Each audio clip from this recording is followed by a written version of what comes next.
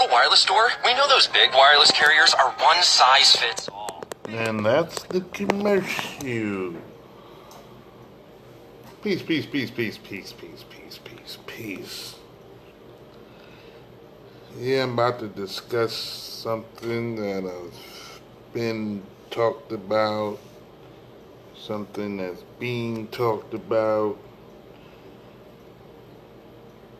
a subject that is being greatly ignored. And then, I'm going to do a part 2 to this.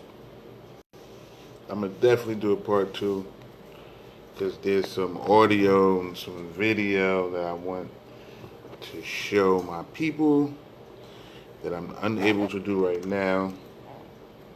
So, what I'm going to do is talk about what I know. And, it's just up to the conscious, to the ones who know it feels, it connects, it's evidential, it's non-circumstantial, it's opinionated. I'm talking about who Black Americans are. That's what I'm talking about. That's what I'm talking about.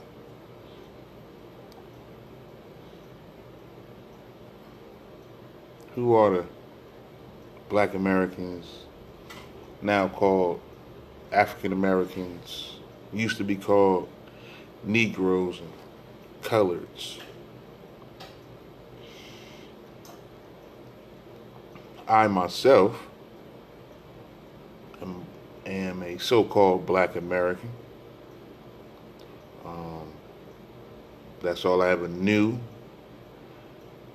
about my ethnicity, outside of my father telling me that his father was Indian. And he had really slick hair, and he used to put water on his hair and slick his hair back, and he had his mustache. He looked like a gentleman, and all the ladies liked him, and he was a real strong guy. And my mother knew my grandfather on my father's side. She confirmed, yes, he was Indian. My grandmother on my father's side, they were both from the same town. I eventually found out later on, growing up. I started asking questions, But prior to all that, all I knew, I was Black, and I was Black. That was basically it. That's all I knew. I was Black. I mean, when I was in school, I remember one time we had watched some videos on, what was that? The movie Roots. And that's the first time I ever heard of, my ancestors being brought to America from Africa and all that. And it's the first time I ever got angry at white folks when I seen that movie. I just thought it was terrible. It's a terrible thing. And but I never thought much about it after that too much. I didn't really live around a lot of white people. Definitely around that time. By the time I seen that video, most of the people I lived around was either Black or Mexican, or if they was Black, they was maybe not American Black. They might have been Caribbean Black, Haitian, or something like that, or Jamaican. It was a lot of Jamaicans around that time. Really wasn't a lot of Africans and stuff back when I was a teenager.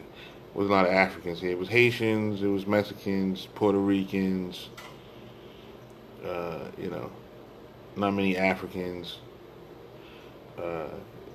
Wasn't even that many Dominicans and stuff like that when I was when I was coming up, wasn't that many Dominicans, stuff like that. So, it was a little different. Wasn't that many Africans here. I mean, the culture was that, we originated from Africa, but, and that was in the music or whatever. I remember back in the 90s coming up, early 90s, and everybody had the African uh, chain. I even had one. It was just a fashion statement. I never really defended it or whatever. But, you know, growing up and really, when I guess I'm being around so many different type of people. And, you know, now it's different in 2020. It's a lot more Jamaicans, Haitians, and Dominicans, Peruvians, Ecuadorians, Puerto Ricans, Guatemalans, Cambodians, Brazilians, and all these different people around me now. And everybody had, they speak their little language, they had their little culture, they had their little flag, and now it really starts to kind of dawn on a black person, like, okay, I'm black, yeah, but okay, I was a slave from Africa, but I'm seeing Africans. I'm going to the gas station and Africans work there. I'm going to the neighborhood, chicken shack, and guess who's working back there? Africans, so I'm living next door to Africans. So I'm living around Africans now. Like when I was growing up and the whole African experience and everybody was, talking about the apartheid in Africa and Nelson Mandela and blah, blah, blah. It was just a slogan, kind of. It was a trend, Africa. But now that I'm living around Africans, I don't see much of they're not really embracive, I guess. And then there's a distinct difference between us and them. It just is. And I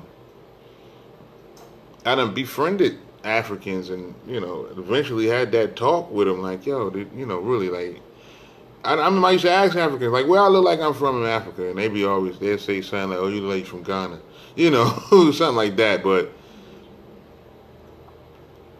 when I really befriended, some Africans and really had the conversation, like, hey, you ever heard of, millions of people being stolen from from your country? A lot of them was like Nigerian and stuff. I knew some people from Ghana too. And I used to ask them the same thing. They ain't never heard that story till they came to America. That's when they heard about all this slavery and stuff. Like, so, I'm like, if y'all never heard of it, and I never heard of it until, I started watching movies and, they start pumping that stuff into my brain that's what it was. But prior to all that, I never heard that. I always heard that, I remember black people always said we were Indians. We had Indian in our family. We were Cherokee, we were Blackfoot, we were this. And then all of a sudden, we became black and African American. And, and I'm like, I'm not African, And just years ago, I really started, really digging into my family. Like, look, where we from? I already knew my grandfather was Indian. My father been telling me that. The hair texture that we have, you look at my family, you can see the Indian in them all the way, And the more I just investigated, I found out that, yeah, ain't no African here. Ain't no stories of Africa. That's just some crap that's really been instilled in us to further take us away from our roots. But before all that, I was deep into the Hebrew Israelite understanding. deep into that. And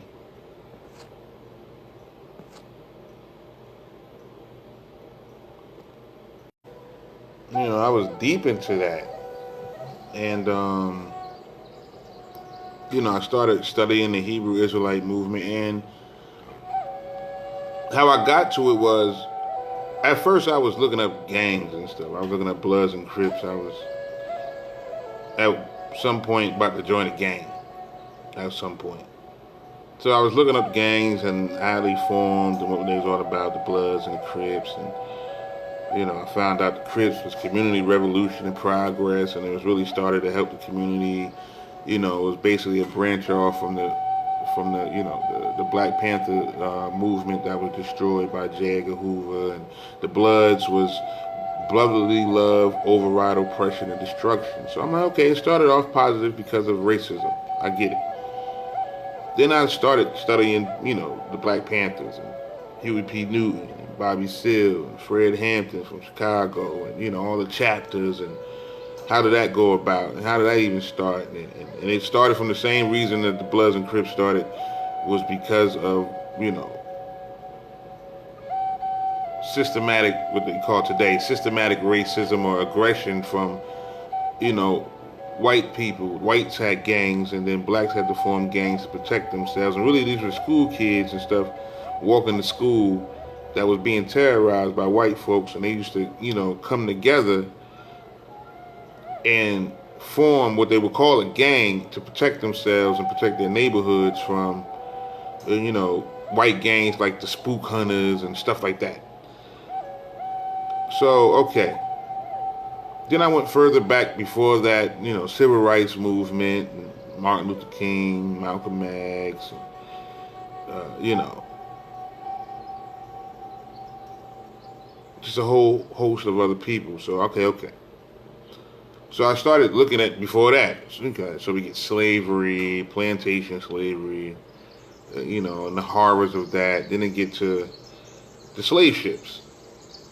Okay, I get to the slave ships, and we was brought over here from slaves. Okay, I get all the way back, so I kind of get what happened from there. It's like slave ships got here, slaves, Civil War, Reconstruction era, Industrial Revolution, Great Black Migration. The South was depressing blacks moved to the North and Midwest and West, and for the factory jobs and better living in a less, segregated and a less hostile racist society like the South. Okay. Found out it wasn't too much different. It was economic racism when they got to the North, to the Midwest, and to the South, and the cities that they created and the economic hubs that they created in communities were shut down by the Irish, the Polish, and the Germans, and all the European immigrants that was coming in, from the early, 1900s, late 1800s, and early 1900s on through Ellis Island and all that stuff. Okay, I get that. I got all that. So I kind of got what they told me. Basically, it was just a big horror story. It's a terrible story. Really terrible. Like, damn, we ain't get a break. So I wanted to research before the slave ships. Like, okay, who was we in Africa? I couldn't get there. Like, I'm researching this. It was like everything stopped at the slave ship. So I couldn't research any further back from that. So I'm like, all right. And then I wound up running into one of them Hebrew Israelite videos. And they start talking about how we were the chosen people, and the 400 years of slavery was in the Bible and Deuteronomy, and they start going through scriptures, and these were like, they were Christianized Hebrews. They was, believing in Yahweh Shari. They believed in the New Testament and stuff. Even though they talked about how religion was brought here to enslave and condemn, but anyway, so I'm like, okay, this must be the missing link here. Like, okay, this is why I can't go no further, because they hide the fact that we the Hebrew Israelites, we the chosen people. So the whole Hebrew Israelite thing, in my beginning understandings, was predicated off of Deuteronomy 28 and 68, which was the slave ships. Now that's where my investigation had stopped on my own. And this is where the Hebrew Israelite kind of started, from the slave ships on. And then it was like, well, the Bible tells the story of what happened prior to the slave ships, Okay. So I ran with that, for a couple of years. And after a while, when I stopped listening to these people and I started reading for myself and started doing my own scholarship,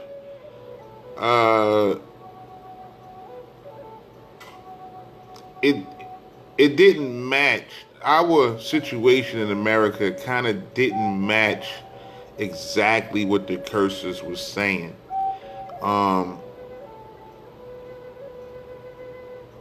It just didn't match, the way the curses was saying how, okay, our land will be turned into dust, nothing will grow, it will be uninhabitable. But yet we have the state of Israel. We have Palestinians that were living there before the German Jews got there. The British controlled it. The Ottoman Turks controlled it. The Mohammedan Muslims controlled it at one point. Syrians. So many, all these nations controlled the so-called state of Israel at one point before the Germans got there in 1948. Obviously, it was inhabited. So the Bible said that, the land of Israel would not be inhabited. So that didn't make any sense to me. And then, the borders didn't make any sense to me neither. I got to a point. The borders from the Nile to the Euphrates. And basically damn near up to, Assyria, basically down to the middle of the Middle East, like around Medina, Mecca, in that area. Somewhere in that vicinity. Okay, so basically the whole Middle East, north, east, west, and south, basically, is the land of Israel, which was the land of Canaan. But then the breakdown said the Canaanites were, basically in Africa, from Ham. And the Middle East was Shem's territory. And Abraham was from Ur of the Chaldees, which is basically Babylon, around Babylon, basically Iraq.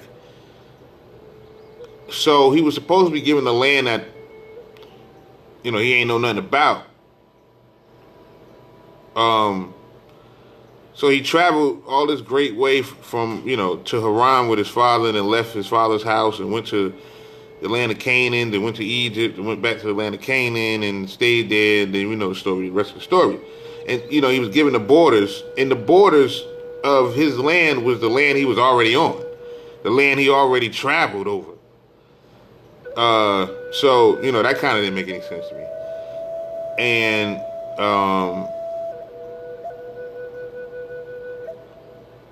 reading the stories and reading how the enslavement geography went in the Bible versus, Africans being taken from West Africa, it didn't quite fit, because even in the redemption, it didn't say anything about any West African countries. It named most of the countries where Israel and Judah will be redeemed from,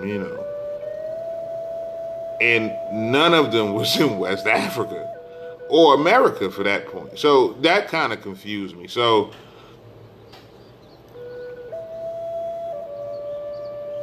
things just didn't add up. And then the 12 tribes chart breakdown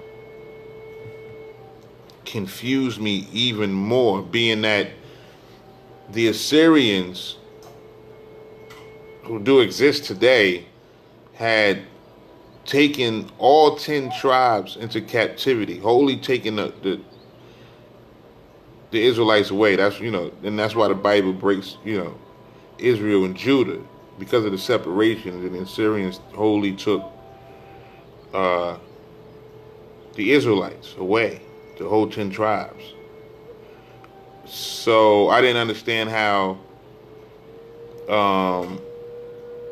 Puerto Ricans and Dominicans and Cubans and Panamanians and all these people can be under Ephraim or Judah, or under Ephraim, or even Judah for that matter, because reading Daniel, Ezra, Nehemiah, the book of Esther, reading those stories, I realized that only a small amount of Jews returned to Jerusalem from Babylon.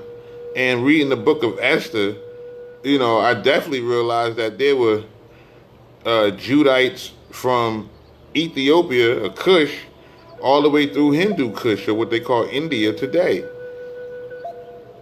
Because Esther saved, and Mordecai saved, this is why they celebrate, Yom Kippur. So, I mean, no, not Yom Kippur. What is not Hanukkah? What's the day? Purim. Yom Purim. Excuse me. So it just didn't make any sense. It didn't make any sense at all to me. So I started getting more into the Hebrew and understanding the language and really investigating this stuff. And what I found out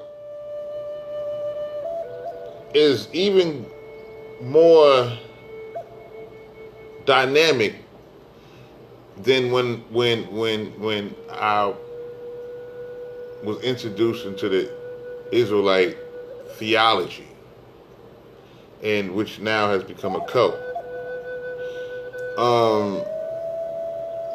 What I found out is basically,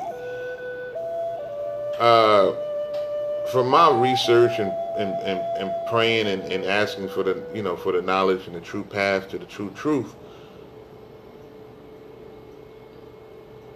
First of all, like I was saying before, the black Americans, Negroes, coloreds, and black Americans know who they are because they're the only people who don't have a flag, or their own language. They can't talk about, where home is versus them being here. Even if they was, even if immigrants are born here, they don't let go of their nationality, their lineage to wherever they from. They keep that through their generations. If they can smell like they just come from their country, they try to. So, so black Americans know exactly who black Americans are. We know who we are. We are the Aboriginals, the Indians, the Indios, as Christopher Columbus and the boys called these people when they came to the islands, to the Caribbean, to the Caribs, to the Awaks, to the Tainos. These are Aboriginals. The people over there now are not Aboriginals today. Unfortunately. Not all of them. It's a lot over there depending on where you go. But they're so mixed up, it's just crazy. But we are the black Americans. This is something that blacks don't want to, agree to. I don't understand. I do understand it's the mental manipulation. And it's the victimization culture that we live in. We don't really want to fight against the enemy. We want the enemy to accept us as one of their own, and we think that we can live in this great gender, ethnic, nationality mixed you know, melting pot and everything's gonna be fine. No, it's not. It's never gonna be like. Never gonna be fine. Even the Bible tells you that you can't mix cultures. You can't do that. It's not gonna work. That was Babylon. Okay, that was the whole story of Babylon. That's what Babylon was. A place of mixed people and mixed cultures. But anyway, so what's so beautiful about realizing as a colored American, and now they even have changed that. Like they call colored people these basically white, olive colored Mexicans. They're brown people now. They're nowhere near brown, but they're brown people now. They're colored people. We're black, even though we're not black like the color. We're black, but they are brown and colored people. So you see how they switch. They always claim that the Mexicans was the Native Americans anyway. So this is what you gotta realize. How they try to take who you are. So that's why it's going to definitely be a part two. So I want to show pictures and stuff like that. Get people a good idea of what I'm talking about. So, and I'm gonna do it in the middle of the day. I won't do it so late at night. Everybody's sleeping. Yeah, I'm at work. Let me take my little ID off. Put that in my pocket. Tuck that in the pocket. But yeah, we are, look at me, look at my cheekbones. I'm not African, I'm not Nigerian, Ghana, and something like that. I'm strictly Native American. Sikh Indian. Sikh Indian, okay? Which is Blackfoot. Alright, so that's my people come from Pitt County, North Carolina. That's where my people come from. We are Aboriginal Americans. Ain't nothing African about us. You know what I'm saying? And a lot of us, a lot of black Americans, all of us for the most part, have that same heritage. All our grandparents, all our parents for the most part, came from the South. And those that didn't come from the South, that were already in the areas where they're at, they already know that they're Aboriginal Americans. This is just the absolute truth. Just ask your elders. Just talk about your history and just listen to see if Africa pop up. You're going to hear North Carolina, Alabama, Texas, Tennessee, Florida. This is what you're going to hear. You're not going to hear Africa. All you're going to hear is wherever they say, they brung us here from, Africa. That's what you're going to hear. But you're not going to hear that in no type of family, oral history that somebody, your great-grandfather was from Kenya. Oh, yeah?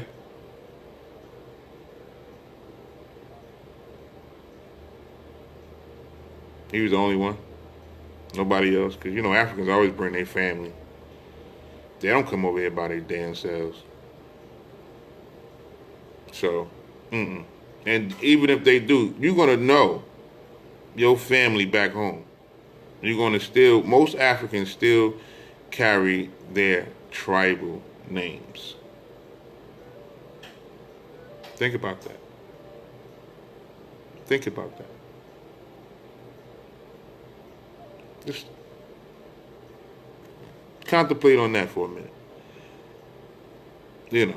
So what I wanted to get to is how beautiful and how better it is, right, to claim your nationality. Definitely as a black American, Negro, colored, you know who you are. I don't have to explain who you are. You know who you are. You're the only one that's not running around here with a flag. The only one that's not running around here saying, I'm from St. Croix, I'm from Jamaica, I'm from Nigeria, I'm from Niger. You're not saying that. You're not identifying with a certain nationality of black people, not of this country. You know who you are, black people. So-called black people. Okay? So, definitely, because this is my religious page. I'm not speaking to, my regular folks, even though I go in on my regular page, my other page too. And I have nothing but family over there on that page, and I be talking to Indian stuff, and they know, but they don't say nothing. And I keep trying to, we need to, big this up who we are. Forget this Black Lives Matter because we're not black, so, I'm trying to resurrect that understanding in my own family, A lot of the elders are dying, all my uncles passed away, my father passed away, all the men, a lot of the men, most of the men passed away. So, it's just the ladies left, and, how we dealing with these women, they can care, if they get their hair done, and, that's all I care about. But anyway, let me tell you how dynamic and how beautiful it is to be an Aboriginal American. That's even better than being Muslim, so-called Muslims, a Mohammedan, the following of the Prophet Muhammad. That's better than being a Christian. It's definitely better than being an Israelite. Let me tell you why.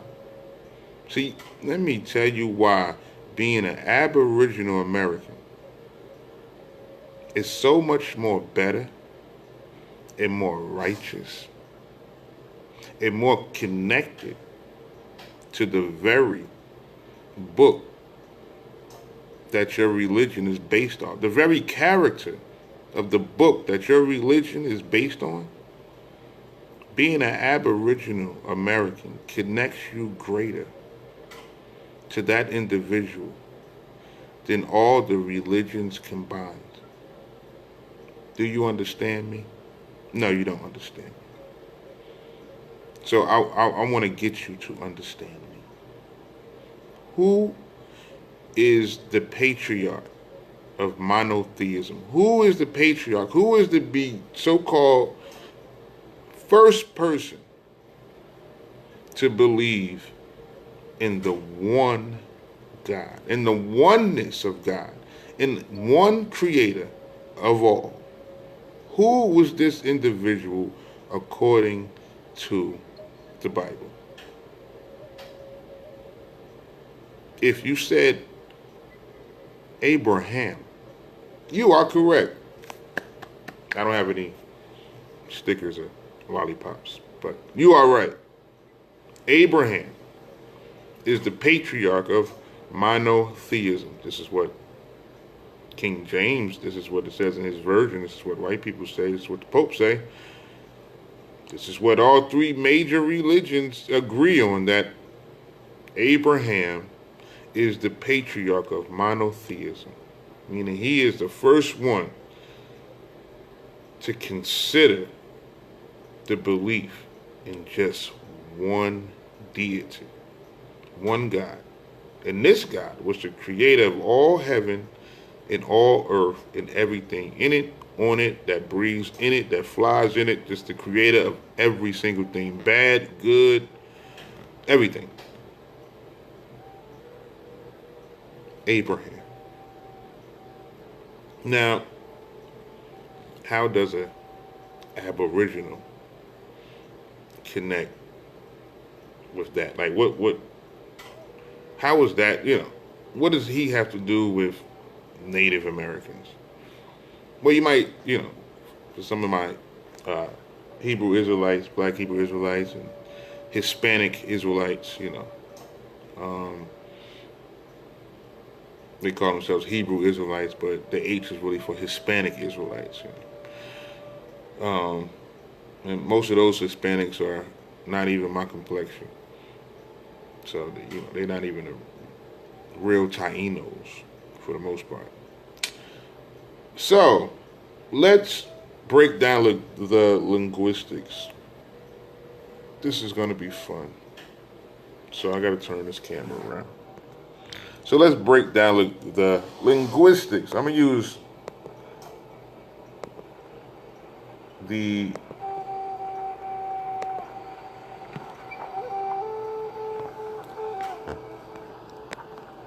so-called Yiddish, Hebrew, the Germanic Hebrew. So I'm going to use that. Okay, so I know a lot of I'm not even really talking to my Muslim family right now. But I am. You can listen, but a lot of my Muslim family don't deal with the Strong's Concordance and stuff like that. But y'all should, y'all should. Because your book comes out of exactly what I'm talking about. So, when dealing with AbRaHaM, AbRaHaM comes from, supposedly, first, I want to break down something. Let's break down Eber, right? So, Eber in the modern Hebrew will be something of this nature, right?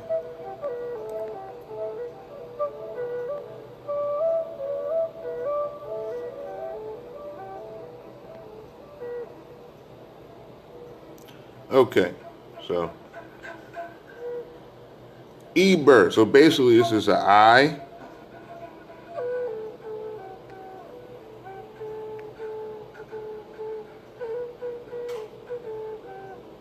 Okay, this is a B.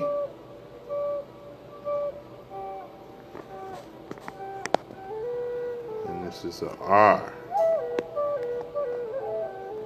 So it's Eber. Eber. Eber. Which is Ein Bet Resh. Ein Bet Resh, okay? Which means to pass over, by, or through. Also means to be alienated or alienate. Okay? And it also means from a region beyond. Okay, from a region beyond.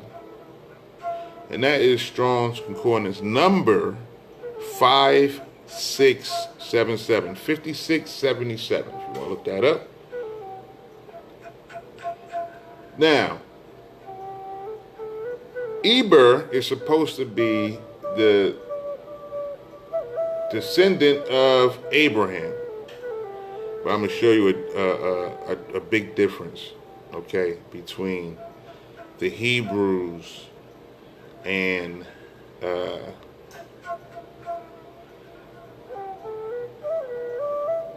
another tribe of people that I'm speaking of, that you don't even realize is in the Bible.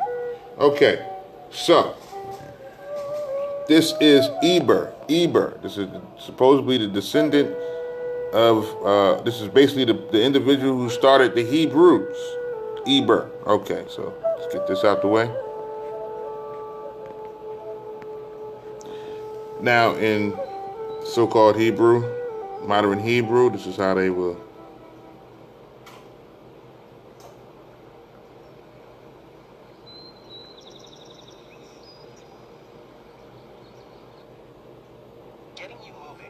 Okay, this is how they will. That's why the offices of Rothman Orthopedics are now open with new layers of protection, like customized. You might hear some commercials or whatever. CDC guidelines, modified office cleans. This would be. Extra precautions. If you're not ready to come in, virtual visits are available. Try to fit it in here.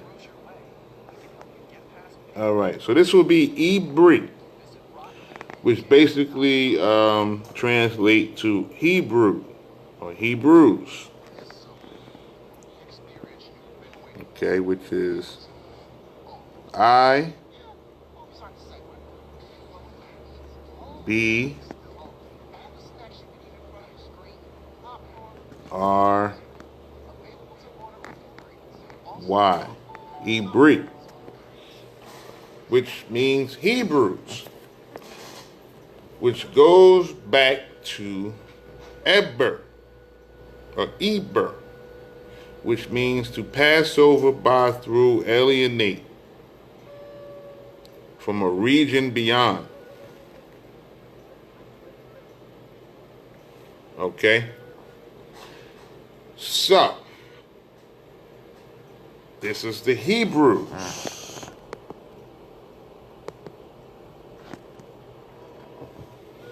Right?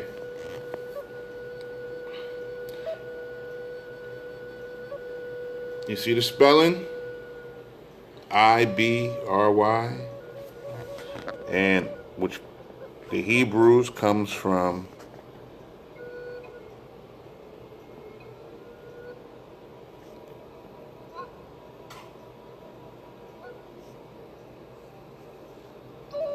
Eber. Okay? So that's where Hebrews come from, Eber. I just want you to see the spelling here. I just broke it down. Okay, Eber. This would be considered an I, a B, and a R. Okay? Eber. Eber. Now, you know your vowels, A, E, I, O, U. Okay, so they use that interchangeably, right, to trip you up. Eber. Okay, so Eber is Eber.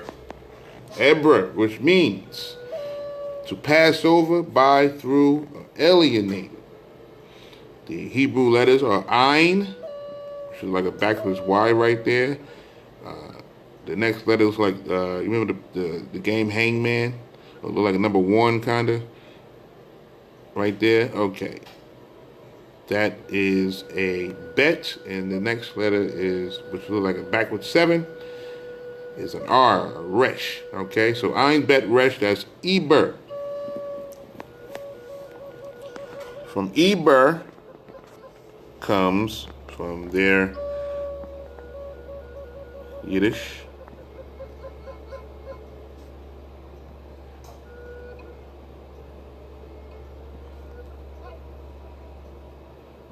Ibri. Okay, which breaks down as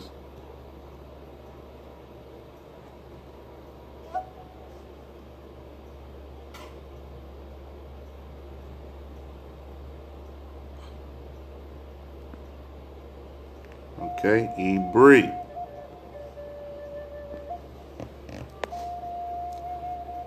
And Ibri translates to Hebrews. Okay? That's what that translates to. Hebrews. All right, so now this is where, now if you want to look at that Strong's Concordance number, that is 5680. 5680 is that Strong Concordance number if you want to check that out. So now this is where it gets a little funky. Now I'm not dealing with the Hebrews or Eber or Eber. This is what I'm dealing with. I'm talking about us as being aboriginals. So let me write that on the board.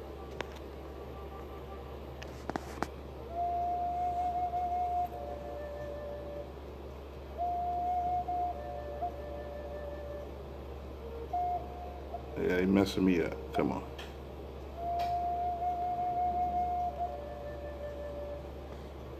Abor.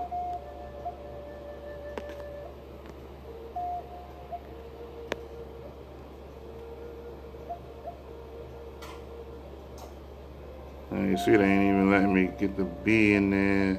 Terrible. Cut it out, Facebook. You see, I'm speaking some truth here.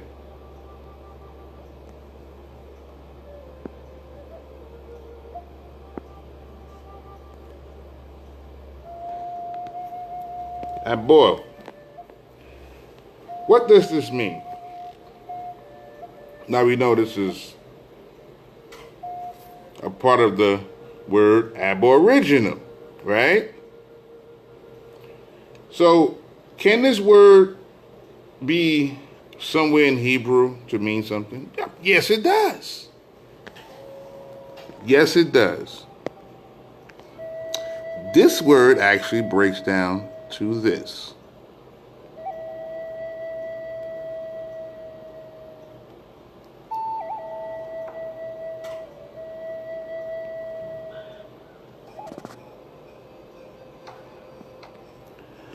Abor, which is A, B, R. Abor. What does abor mean? What is the definition for abor? If you want to know that in the Strong's Concordance, that number is 83.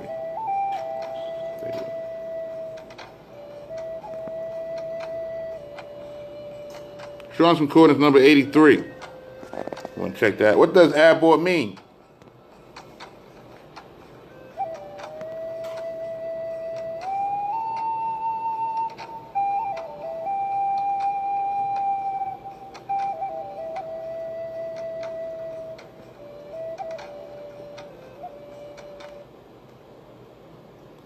Wings or pinions. So abor means wings or feathers. Wings or feathers. Okay. Also, the same word, abor, which in the Yiddish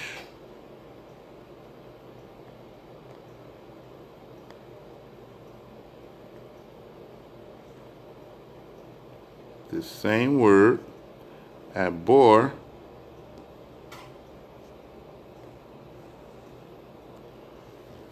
Strong's Concordance number 82, means to fly or to soar.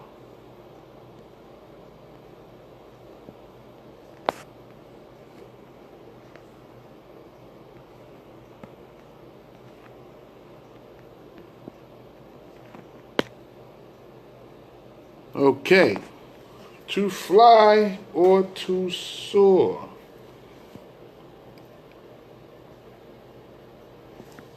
Okay, so we have another word here, which is AbRaHaM, which is Strong's Concordance number 84. I'm going to write that and try to write that anyway.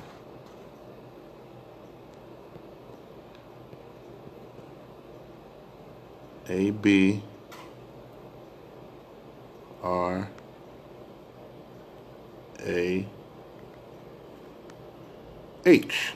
AbRaHaM. Okay.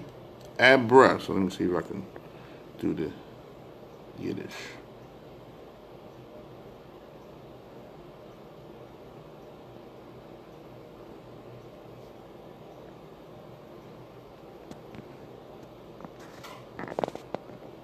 AbRaHaM. Okay. Which means a feather or pinions, which again means feathers or wings. Okay, AbRaHaM. Okay, and that is Strong's Concordance 84. Strong's Concordance 84. So now we get to the grand finale. You're saying, what does all this mean? What does this mean? Okay, so this is what it means. So A, B, R, A H A. Try to do the A. AbRaHaM. AbRaHaM. AbRaHaM. So let's see if I can spell it out.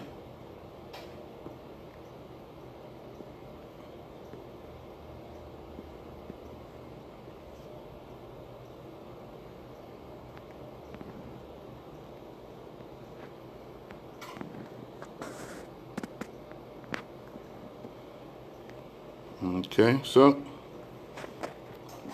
I hope y'all can see that. I know it flipped on me. My little color scheme flipped on me.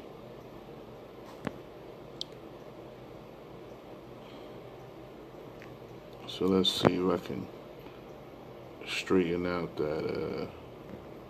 that mem here. So like it's supposed to be like a little box. Okay, I hope y'all get the point.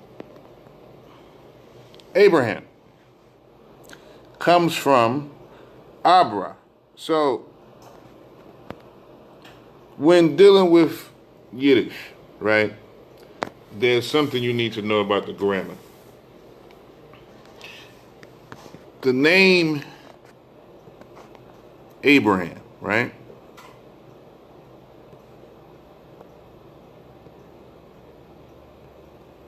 Is not Abraham. The name of Abraham is truly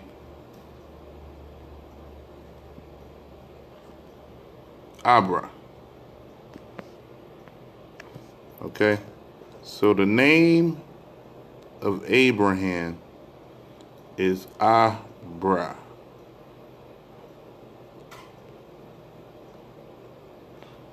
So you're saying, where I get this from? Well, this is actually Yiddish grammar. The M in AbRaHaM, which would be a ending mem, that is a suffix. This is a suffix, meaning that it does not belong as a part of this name. So this mem, which makes it AbRaHaM, it's an ending mem at that, does not belong with the name of this character. So why is it there, you might ask? You say, well, why is it there? Why are they saying AbRaHaM, AbRaHaM, AbRaHaM? If the M letter don't belong there. So why is it there? Well, in Yiddish grammar, the ending mem, which is a suffix, okay,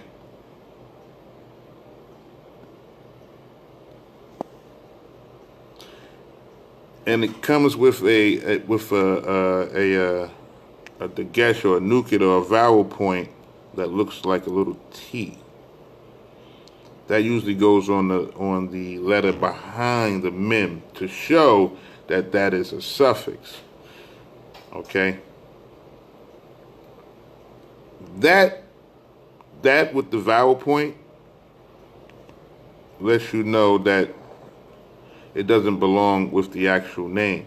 So when you read AbRaHaM in the Yiddish, the AbRaHaM, the mem at the end does not belong there. So why is it there? What is it saying? The mem means, as a suffix attached to whatever word, it means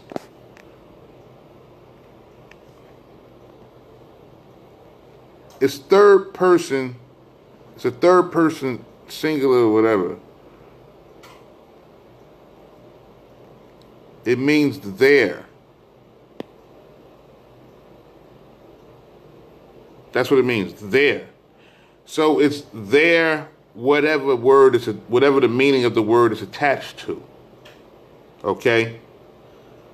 So when it comes to AbRaHaM, right? So you see the suffix, this is the meaning. So when it comes to AbRaHaM, which is, let me see if I can be able to write it in its.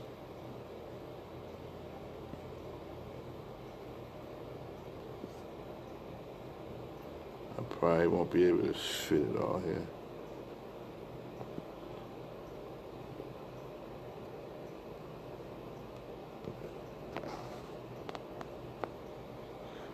So when it comes to AbRaHaM,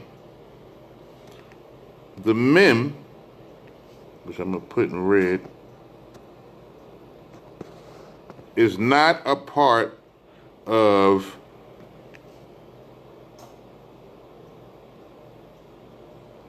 this word. So this word, this is the actual name.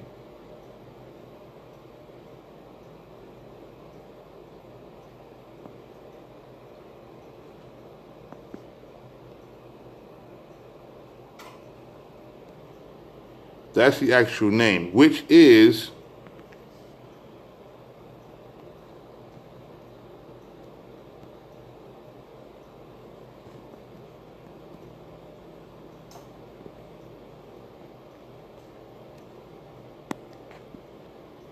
Abra or Abra. It could be with an A or an E, however you like to. You know, the vowels A-E-I-O-U. Okay? But in actuality, it would be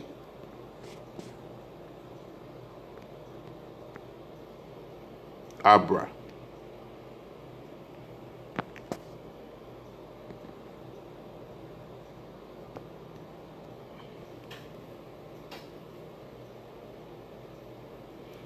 Which is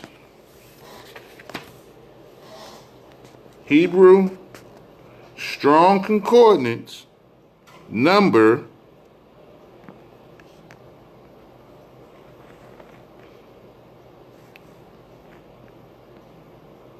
84.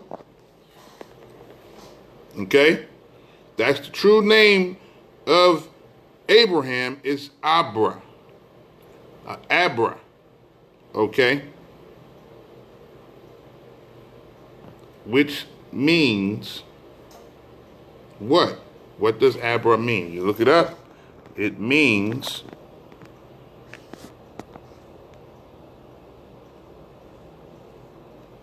wings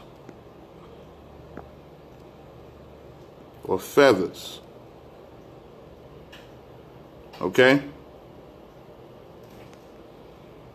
That's what Abra means.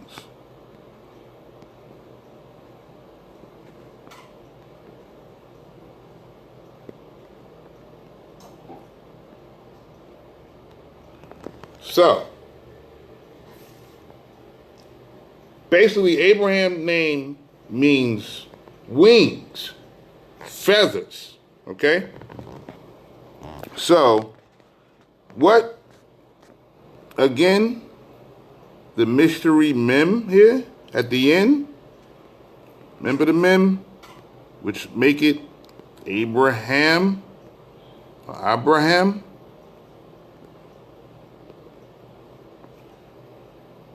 What does that mem mean again?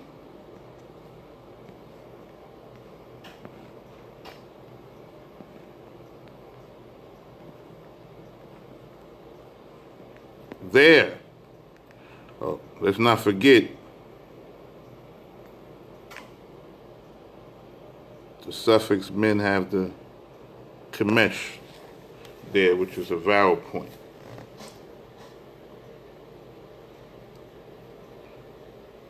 So, the name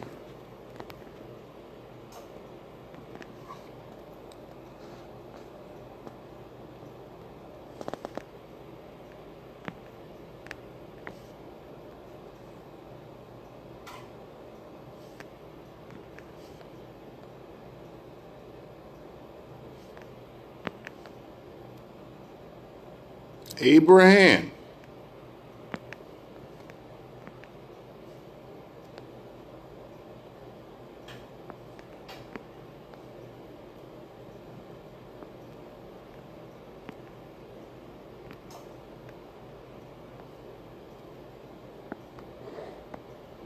Means what? What does the name AbRaHaM mean?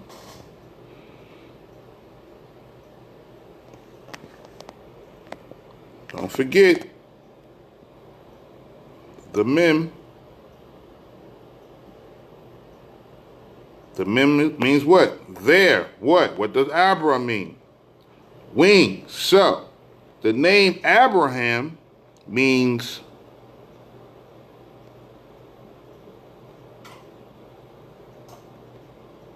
their wings, or basically their feathers.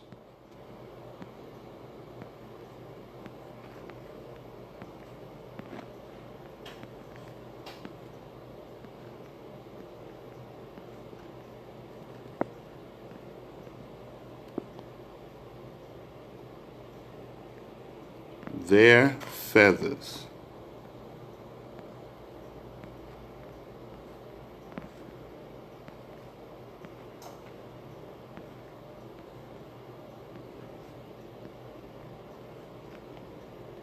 This is why I wish I had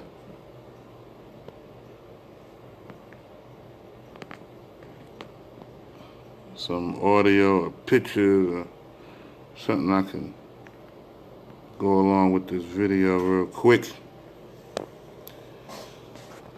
You know, but I have to do a part 2 when I get home, you know. I have to, when I get home, I'm gonna do the part 2 and I'm gonna have the pictures and I'm gonna even do a recap of the video and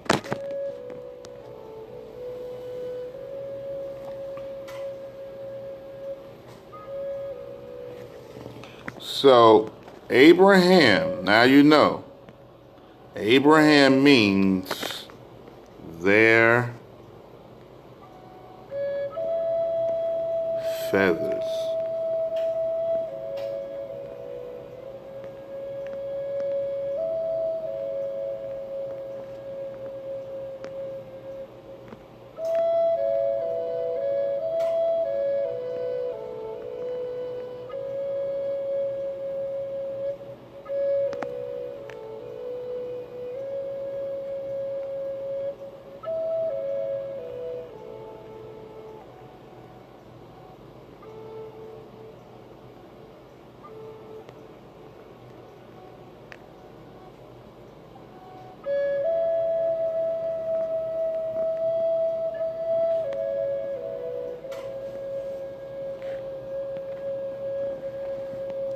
This is what they're hiding from you. So, they'll tell you that AbRaHaM, which is Strong's Concordance number 85, means exalted father. All you gotta do is break down the word, break down the linguistics, and you see the truth. So, AbRaHaM comes from AbRah, which means feathers or wings. AbRah comes from the word abor, which means to fly or soars, which also comes from the word aber or abor, same word, which means pinions or feathers.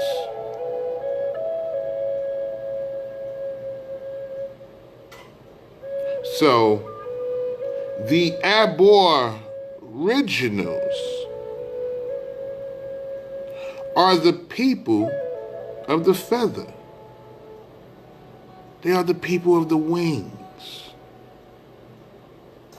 They are the people of AbRaHaM.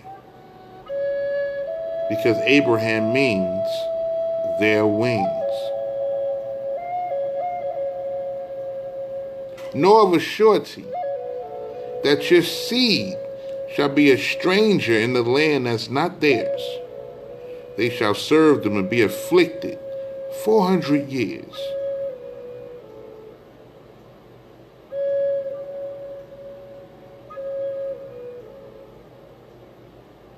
But that nation whom they shall serve, I will judge, and they shall come out with great substance. What's the substance that they will come out with? The knowledge of who they are and the connection they have to the Almighty. As it says in the scripture, remember Abraham, my friend, and Sarah, who bore you. For I called them alone. There was no strange God with me.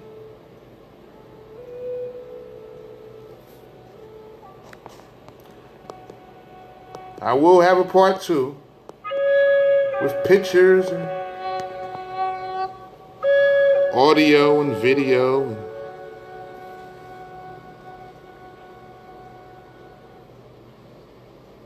How great it is to know that you are an Aboriginal, a true descendant of Abraham.